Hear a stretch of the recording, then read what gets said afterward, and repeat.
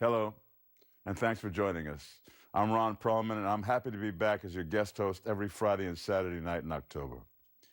Tonight on TCM, we offer a trio of shark tales, all starring a group of very famous mechanical sharks known off-camera collectively as Bruce.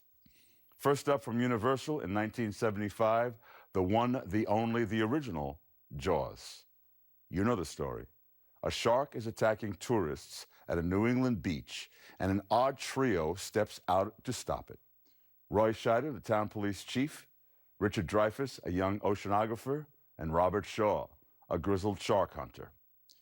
It's a movie that ended up costing more than double its original budget and taking 159 days to shoot instead of the planned 55. The inexperience of 26-year-old director Steven Spielberg added to the delays, but the biggest problems were caused by the malfunctioning mechanical shark. But that ended up being a blessing in disguise because Spielberg was forced to imply the presence of the shark through camera angles or, for instance, the barrels that are pulled through the ocean during the shark hunt sequences. And not seeing the shark ended up making the movie even scarier. If everything had gone according to schedule, you could argue that Jaws wouldn't have ended up being the classic film it is. From 1975, with Oscar-winning editing by Verna Fields and Oscar-winning music by John Williams, here's Jaws. Gathering the cast for Jaws wasn't easy. Robert Duvall turned down the role of Police Chief Brody because he wanted to play shark hunter Quint. Meanwhile, the role of Quint was offered to Lee Marvin and Sterling Hayden, both of whom passed. Robert Shaw was also reluctant to take the role, but his wife and secretary insisted he do it. Meanwhile, Richard Dreyfuss took the role of Matt Hooper out of insecurity.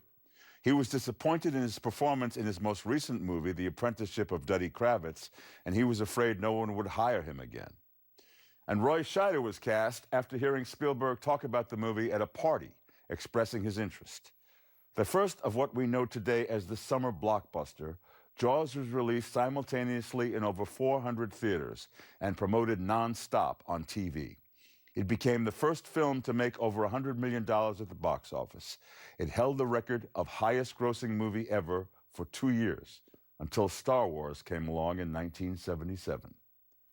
Up next, just when you thought it was safe to change the channel, it's the sequel.